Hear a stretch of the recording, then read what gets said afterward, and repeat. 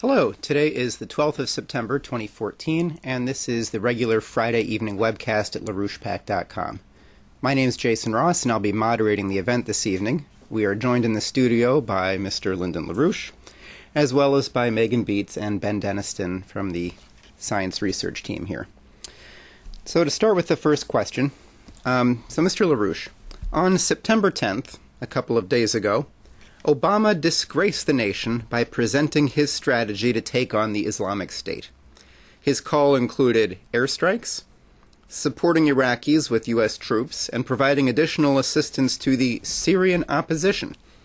Obama said that in the fight against ISIL, we cannot rely on an Assad regime that terrorizes its own people, a regime that will never regain the legitimacy it has lost. Instead, we must strengthen the opposition as the best counterweight to extremists like ISIL, while pursuing the political solution necessary to solve Syria's crisis once and for all. He also planned to disrupt support for the group and provide humanitarian assistance to those affected. Now, it's difficult to imagine disrupting the support for the Islamic State while John Kerry has been sent to Saudi Arabia to work on setting up training programs for vetted opposition groups in Syria. Why has Saudi Arabia not worked to disrupt the Islamic State ideology? Why are we putting aid in the hands of outlaw groups, aid which may very well wind up in the hands of the Islamic State itself? And if Obama does not work with the Assad government of Syria and simply launches attacks within that nation's borders, it's a violation of international law. The Chinese Foreign Ministry came out on this and said, "We hold that in the international struggle against terrorism, international law must be respected, as well as the sovereignty, independence, and integrity of the countries concerned, and that we must help eliminate the rise of terrorism in those places through establishing sustainable peace and stability in the region." And this is the most possibly revolting comment in Obama's presentation. He said, quote, "I have the authority to address the threat from ISIL, but I believe we are strongest as a nation when the President and the Congress work together. So I welcome congressional support for this effort, to show the world that Americans are united in confronting this danger." So the first question comes from an institutional source. The question is, Mr. LaRouche, this is a two-part question. First, is the President required to come to Congress for authorization for what he described in his speech regarding the use of military force against the Islamic State? And second, what is your view of how to defeat the Islamic State? What actions would you recommend? This is a terrible mistake on the part of Obama. And Obama should be ushered out of office immediately on the basis of the fact that he even makes such claims and proposes them. So the point is, we in order to save civilization, it is necessary that we take measures which actually destroy the power of people such as those. They have to be junked. There's no place for them in society. There's no lawfulness in society for such a system, of Obama's system and other similar kinds of systems. And therefore, that's it. And therefore, we have to essentially take charge and say, you are not welcome here anymore. And that has to be the policy. First things first, huh? Well, your wife, Helga Zepp-LaRouche, she recently returned from a very successful trip to China, where she engaged with political figures, think tanks, major news programs, and at least one conference on development programs. Known as the Silk Road Lady, since her work in the 90s on the Eurasian Land Bridge, as a path forward to development and peace, she brought an uplifting and a sober view. In an interview on a program called People in the Know, your wife remarked on global security. She said, "I think that when President Xi Jinping talked about how a security order must be inclusive, that you cannot have peace for some countries and chaos in other countries, this is absolutely correct. There must be an inclusive security architecture. She spoke on the need for a new basis for international relations, saying in that program, "I think the new Silk Road is the basis for a peace order of the 21st century. The way to think about the new Silk Road is not just some connection through Central Asia, but it is the next form of the evolution of mankind, by bringing infrastructure to all the landlocked areas of the world, and in that way uplift the productivity of the population in that region. So it is really something which needs to be done for mankind to reach the next level." I was wondering if you would like to offer any of your thoughts on Mrs. LaRouche's thoughts and her trip. I think that it is probably most appropriate that I take a action by voice to promote my wife's behavior.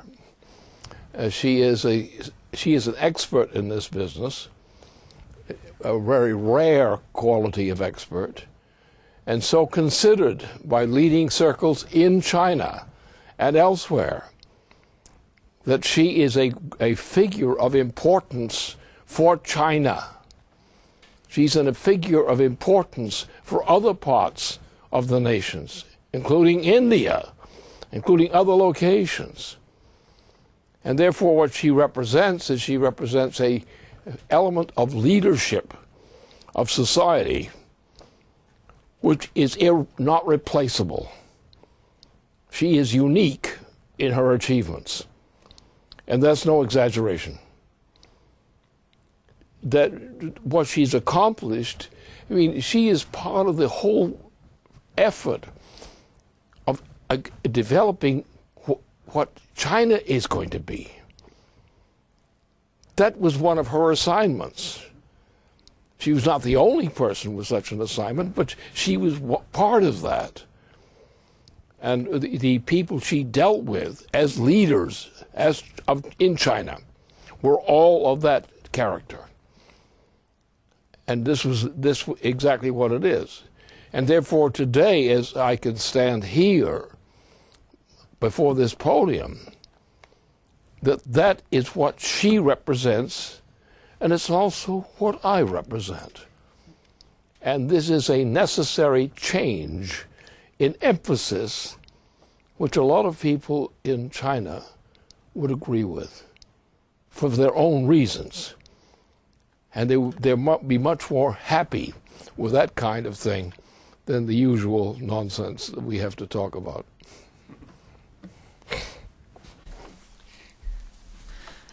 I'd like to let our viewers know that in the August 29th issue of EIR, there is an article by Helga Tsepp-LaRouche, "The New Silk Road Leads to the Future of Mankind." This article is the introduction to an upcoming special report on the World Land Bridge that Mrs. Tsepp-LaRouche wrote. So that introduction is available. I'd like to ask Ben Deniston to come and ask the next question.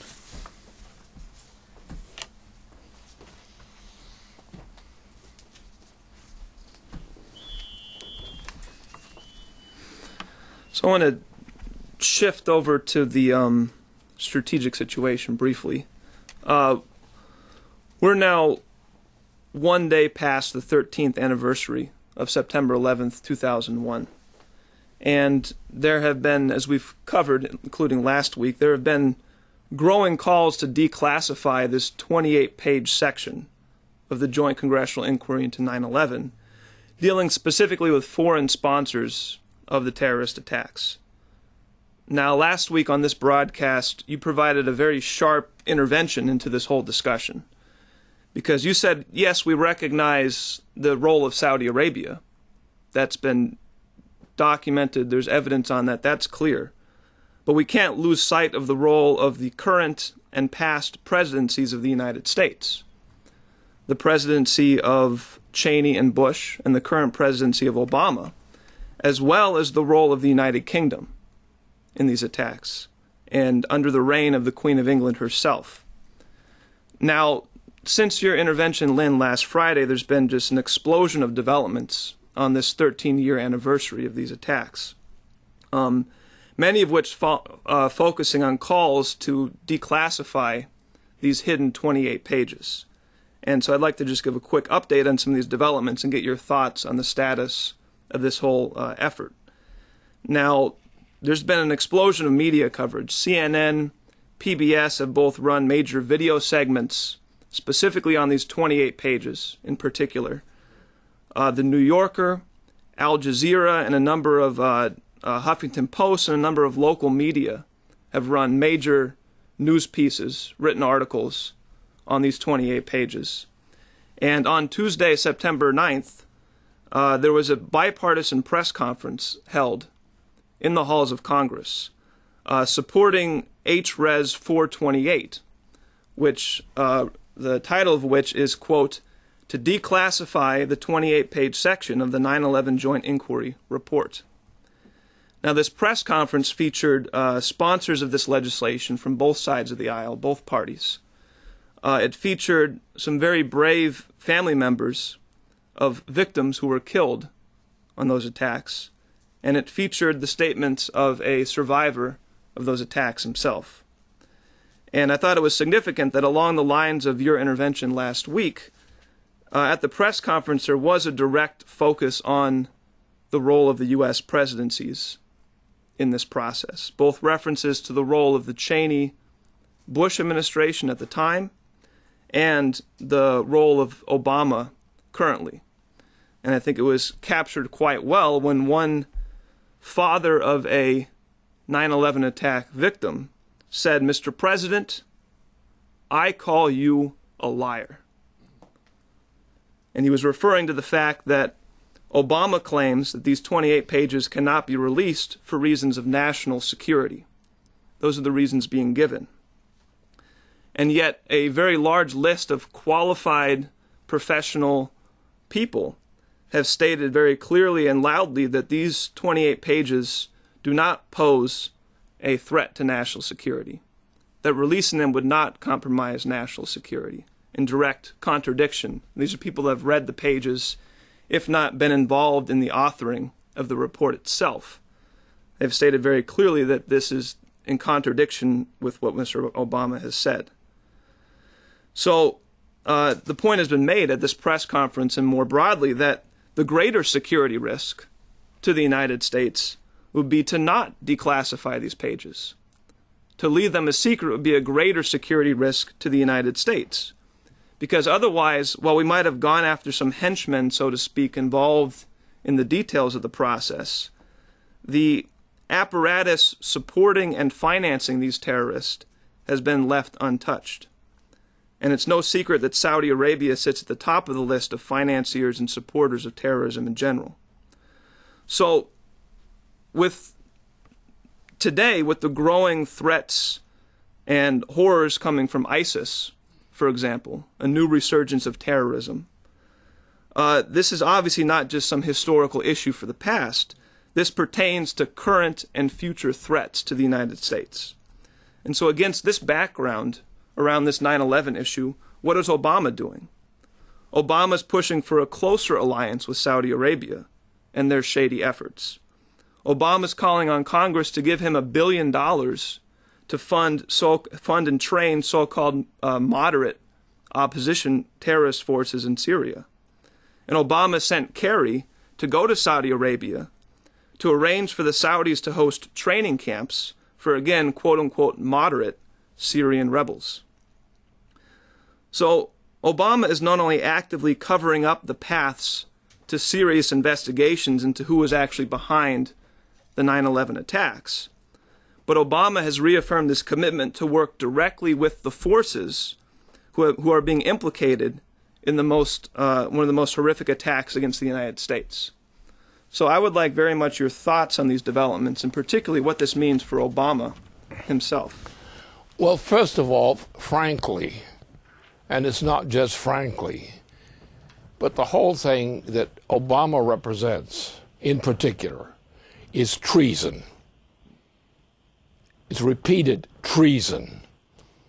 What he's done is committed acts of treason, which he has promoted repeatedly.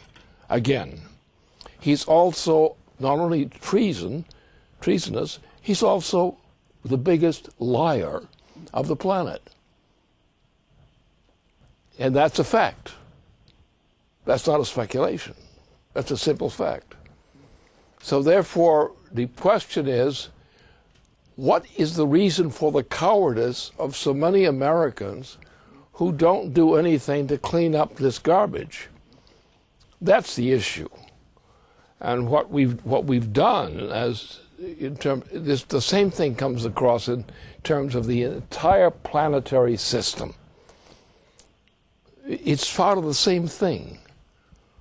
Obama is an enemy of the nation. Obama is an enemy of humanity. It's that simple. The evidence is there. And he belongs in a prison, not in a presidency. Now, the question comes then, what is the solution of this problem? Well, I have said repeatedly, recently in particular, that the former president is probably most suited to lead the organization of a recovery of the United States, morally and otherwise. Bill Clinton. Now, as I said clearly, I am not saying that Bill Clinton has to be a presidential candidate or that he has to be a member of the presidency. What he is, he's a person who is one of the best representatives of the United States on the record for what he did in his time of service and what he's done. And therefore, what the time has come, we should throw these clowns out of office, bring in people like Bill. And Bill would not demand that he's going to be the presidential candidate or some foolish thing like that. His role is to organize the people, the United States, leading figures of the United States, to bring together a team of people who are going to create a solution which solves the problem of the deserts which are being cultivated in the western plains of the United States and things like that. So he represents that. And he's a modest person in his own way, if you know him. I know him a little bit, rather well. And so that's the way we should look at it. But this whole idea that there's any alternative for Obama is something that should be thrown out with the garbage.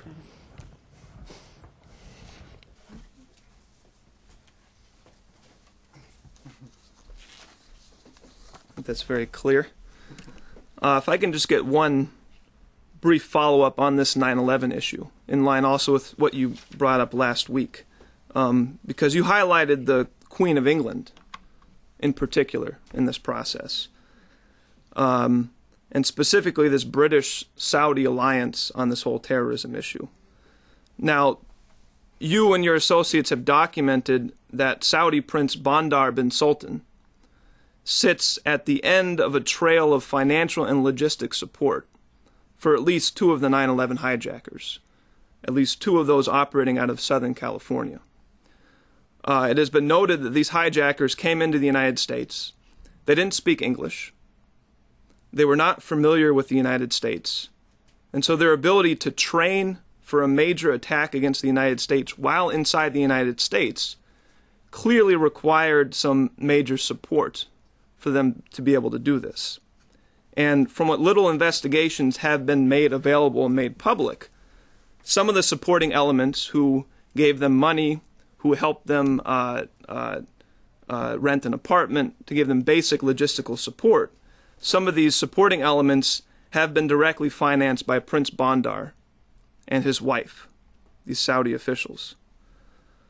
But Prince Bandar represents more than just Saudi interests.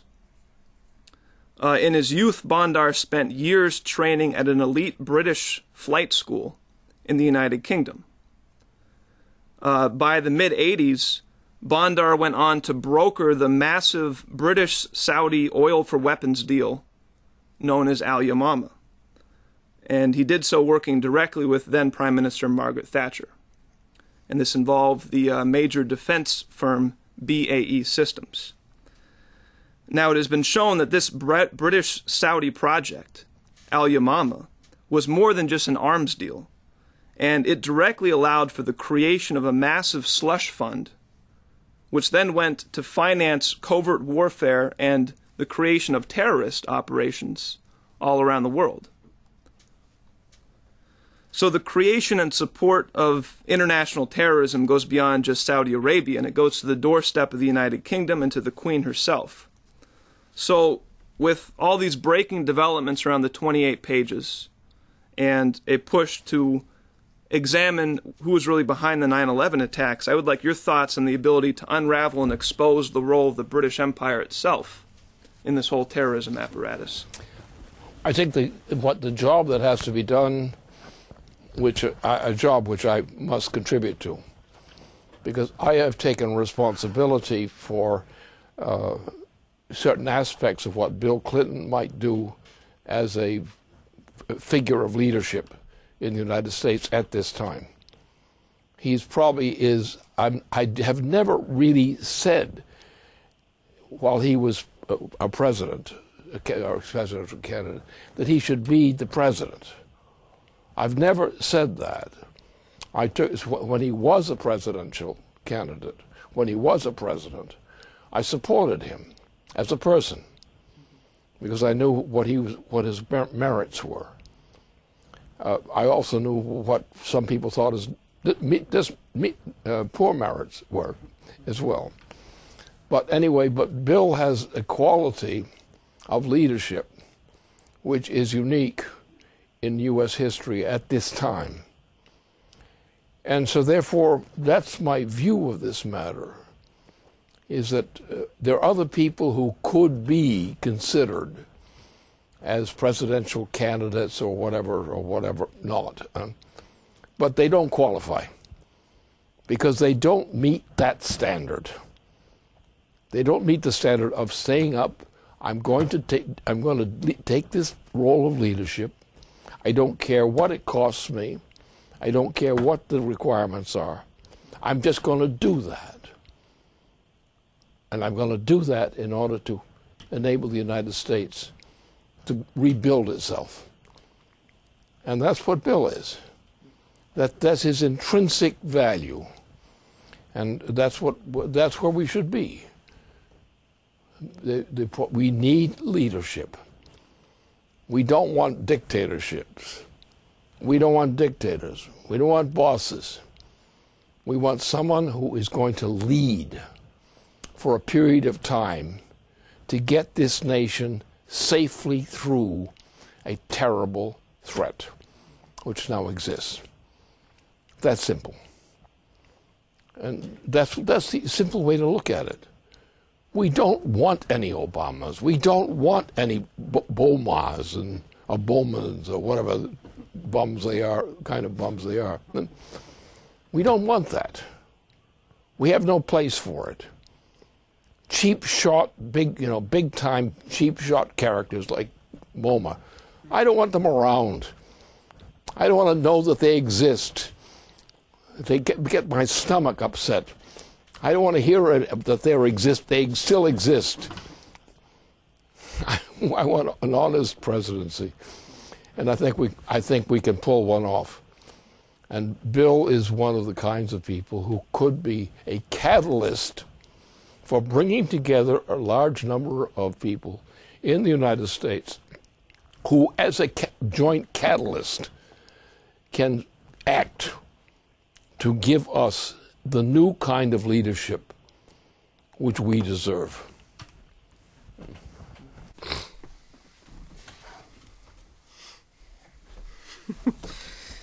Well, you hear that, Obama? And among your other crimes, you're also upsetting Lyndon LaRouche's stomach. So please leave. So I was going to actually ask you more about Bill Clinton, but I think you've said a fair amount on that. But I did want to read some of these statements that have come out from the Congress this week. The first question to you is about about Obama and ISIS and his need to come to Congress on it. Just for flavor, here's some of these responses. Senator Corker from Tennessee said it would be, quote, totally preposterous for Obama not to seek our authorization.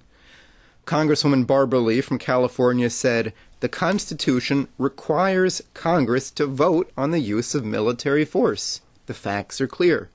We're talking about sustained bombing and the use of military force. Before we take any further action, Congress must debate. Senator Mike Lee from Utah said, I think it's imperative that the president take his plan to Congress. He needs to present a request for authorization for the use of military force to be approved by both houses. Senator Murphy from Connecticut said, the Constitution is a pesky document, but it applies whether there is an election pending or not. Senator Rand Paul said, it is unconstitutional what Obama is doing. So, with the ouster of Obama, you've just spoken on the need for, the role Clinton can play in forming a new administration in the United States. I'd like to ask Megan to ask a question about another nation that may need a new government. Hi, Lynn. So I'd like to ask this question on the ongoing disintegration of the British Empire.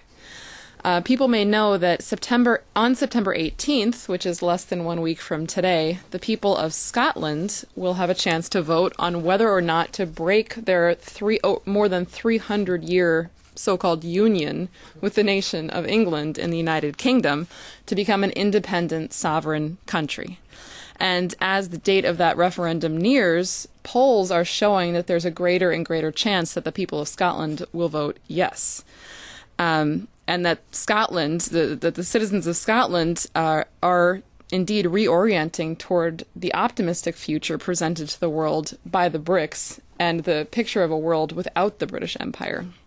So, naturally, as one might expect, the Queen of England and her toadies, such as the former Prime Minister Gordon Brown, are not pleased.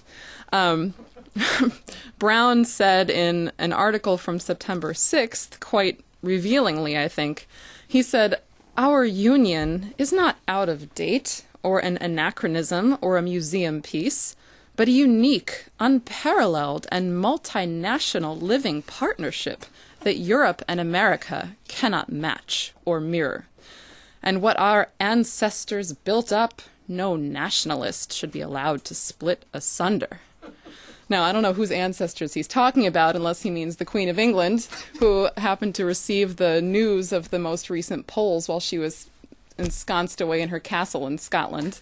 Now, also not surprisingly, earlier this year at the G7 summit in Brussels in June, President Obama, standing next to David Cameron, expressed his own displeasure at the idea of Scottish independence. And he called the UK one of the closest allies that we will ever have. So, Lynn, my question to you, given that you yourself are of Scottish ancestry, and also the fact that you have a long, long history leading the opposition to the British Empire, what would you tell the people of Scotland that they could expect as a newly sovereign nation in a world which is led not by the Brits, but by the BRICS? Oh, Wistman, that's a good question. I can tell you what my feelings are on this matter. They're not ordinary feelings. It's a sense, that the Scottish were raped, in a sense, by the British. It's a fact. It's a plain fact. And it's wrong. It's a wrong. And therefore I should think that the England itself should be ashamed of itself for what it did to the Scots. That's simple. I have a passion for Robert Burns, Burr included, and I would think that that's where my heart goes in terms of the England as such. I think the Scots have a right at last to be Scots if they wish to, and no interference from the outside. And I think that might be a good idea. It may be an experiment, but it sounds like an interesting experiment.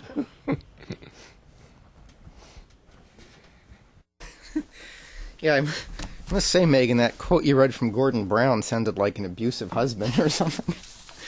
So, actually, I think you have another question for us.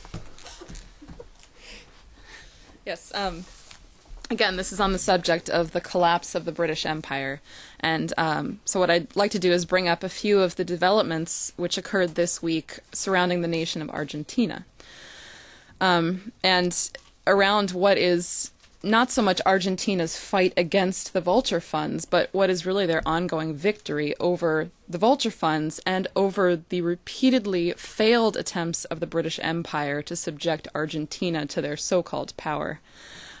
Now, on Tuesday of this week, September 9th, in what Argentine President Cristina Fernández de Kirchner called a historic vote at the UN General Assembly, there was a vote of 124 to 11 in favor of a resolution to establish an international convention on regulating sovereign debt restructuring, with the explicit purpose of preventing the kind of financial warfare which has been waged via the vulture funds against Argentina. Now, at that meeting, the representative from Cuba, Rodolfo Reyes Rodriguez, pointed out that the name vulture funds isn't really fitting. He said even vultures contribute positively to the ecosystem, whereas the vulture funds are merely parasites. Now, among those who voted against, not surprisingly, was the United States. After the vote, speaking to her nation, President Fernández de Kirchner said, quote, "We should all feel very proud of what she called a great diplomatic success, which isn't just Argentina's, but rather of all nations of dignity, which defend the rights of their people." She said of the 11 countries who voted against the resolution, "Perhaps someday they will understand that we need a more balanced world, a more just one, with more doves and fewer vultures. We are fed up with hawks and vultures. The large nations may have looked the other way, but they know that it's not Argentina's future that depends on these things, but the future of the entire planet." Now, this vote on Tuesday was followed up with a vote on Thursday in the Congress of Argentina. There was a vote of 134 to 99 in favor of creating a sovereign payment of foreign debt law. Now, this new law authorizes the government to create a new debt swap with the bondholders outside of the jurisdiction of the United States. It removes the Bank of New York Mellon as the trustee bank of the debt restructuring, and it replaces it with a unit of the Argentinian state-owned bank, Banco de la Nación. Now, the finance minister of Argentina, Axel Kicillof, told the members of the Congress, "We want to show Paul Singer, U.S. legislators, and the whole world that Argentina is willing to pay." Now, in fact, the next payment, which is due September 30th, will not be placed in the Bank of New York Mellon. It will be placed in the Argentinian bank, Banco de la Nación. So I think it's clear, seen through the eyes of Argentina, that neither they nor any nation has to be afraid of the creditors, has to be afraid of the vulture funds, and that no nation will suffer if they are blocked from the current international financial markets. Quite the contrary. And I believe that it's increasingly clear that the current transatlantic system has no power. So I'd like to give you a chance to comment. Well, the answer to the question, the discussion, is very simple. Rape should be disallowed. It's that simple. There is no right of any nation to hold the people of another nation as in bondage. There is no intrinsic right of that nature. Now, in the case of Argentina, I know the case of Argentina. I have a lot of experience with the case of Argentina. The problem has been that there were people in Argentina who tried to play the game of power, and they failed. They made mistakes. Whereas people of another generation, of people more akin to my way of thinking, we had a grand old time, at least for a while, as things go, and as things do go. So that's the way to look at it. But the point is, the intrinsic right of a people to have a sovereign identity as a people is what is sacred. And everyone who's concerned about this should be concerned for everyone, for every nation about that. You have to have a sense of what it is that some people, a whole class of people, find themselves victims of some kind of outside tyranny, some kind of power over them. And this is wrong. And Argentina is a case of, while Argentina was corrupted by its own circumstances, by some parts of Argentina. But this is, it shows you the importance of the identity, of the sovereignty of any nation. That is a sacred thing. Any nation has a right to a sovereign existence. And that's what we should be giving to every other nation, the right to sovereignty. And because it's when they have a sense of sovereignty, which is efficient for them to use, that they will choose things that will be useful for them and for society in general. And that's what we have to do. We have to defend the idea of the sovereignty of the individual, which means we have to put the emphasis on what the individual in society can do, what their rights are. And in the case of Argentina, it's obvious. I mean, anyone who knows Argentina, and I'm an imperfect understander of Argentina, knows that's the reality. That's the reality. They did not always have their sovereignty. They should have had it. Give it to them.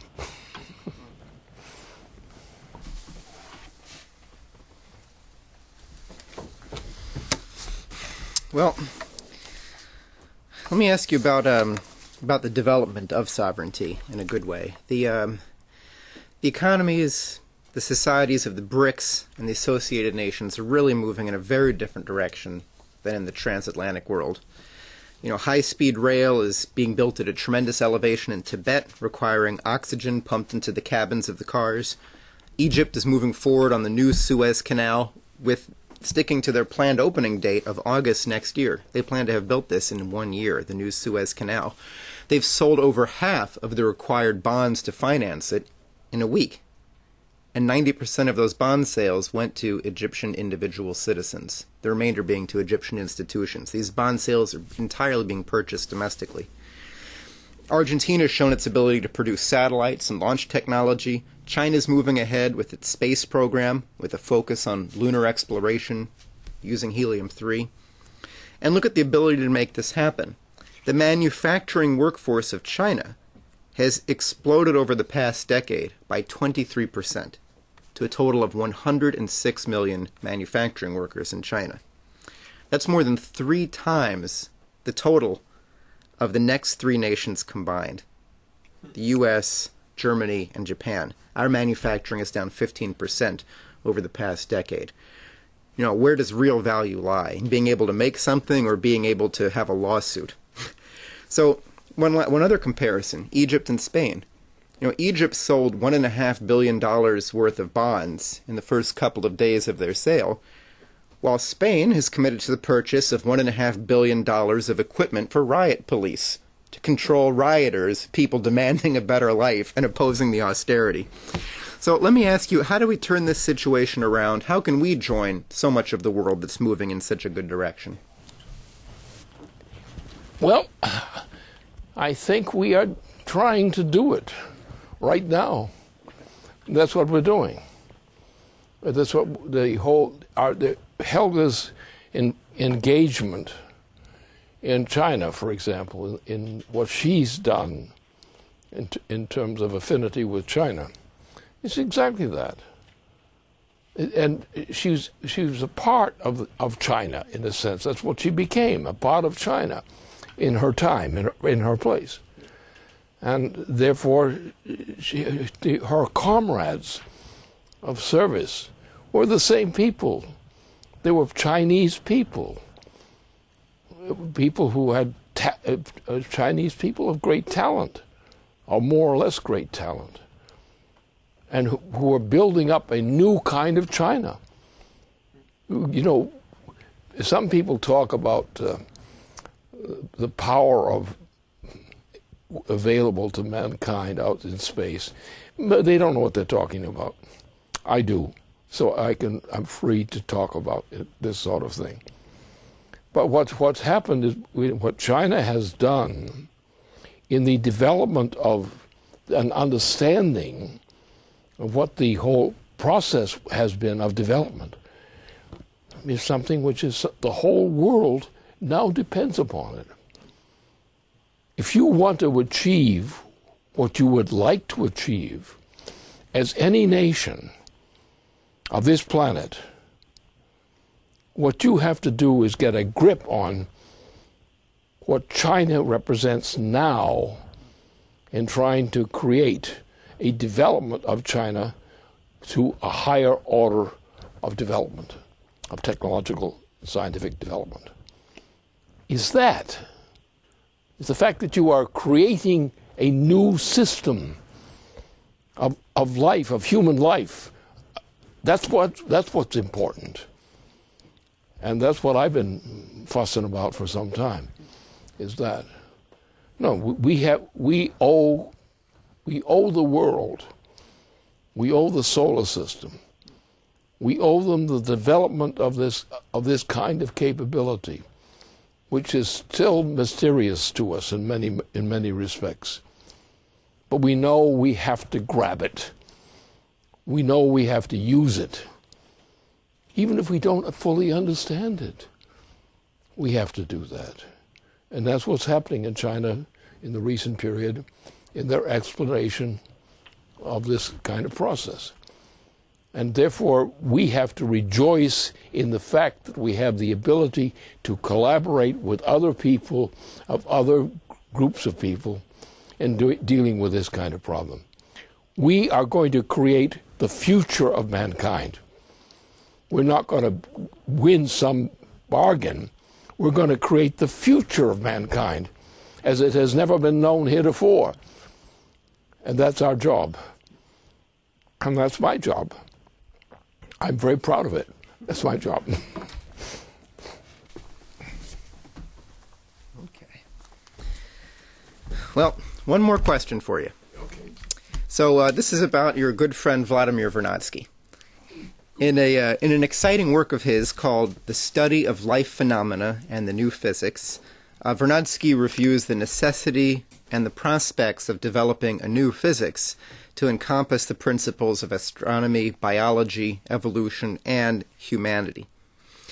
He writes that with the work of Newton and then Laplace, a theory had been developed in which man had no place in the cosmos, and which, in addition to life processes, all philosophical, artistic, and religious manifestations of human consciousness would be included in Newton's scientific framework of the universe without exception.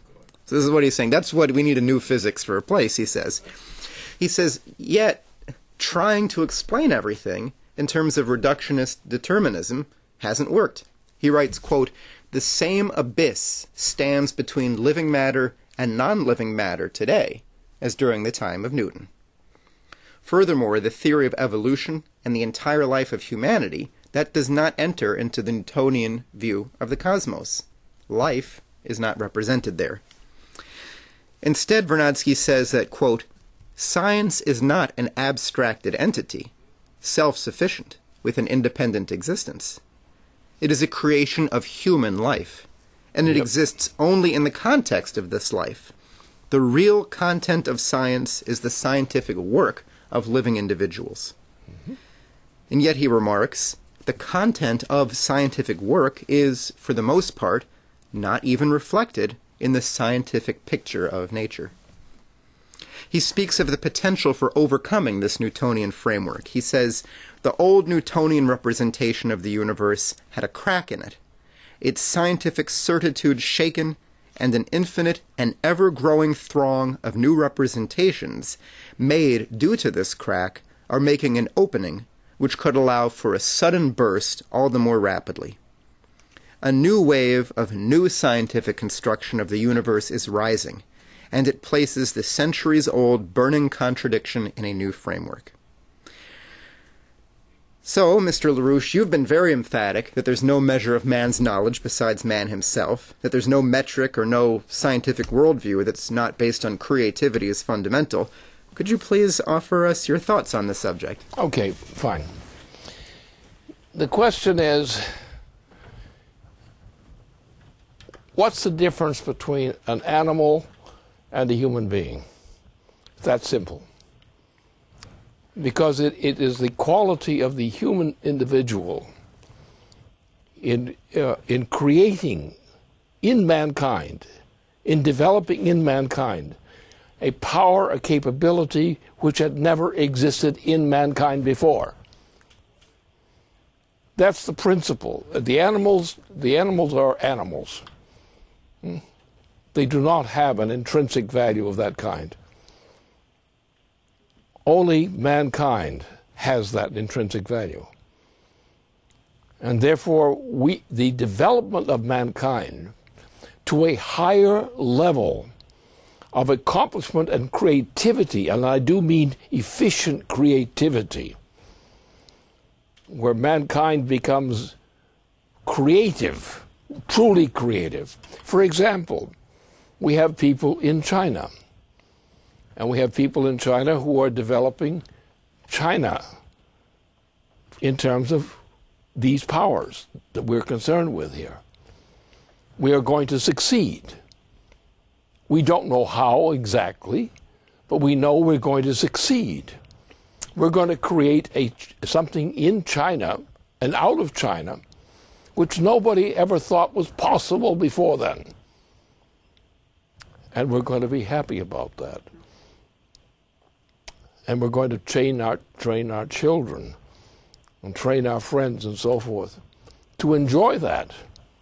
Because it's the fact that we can, as human individuals, acquire a power to create which exceeds anything heretofore known among any kind of living species whatsoever. And this is specifically human. And that is the issue. That is the promise. That is the principle. And that's what we should do.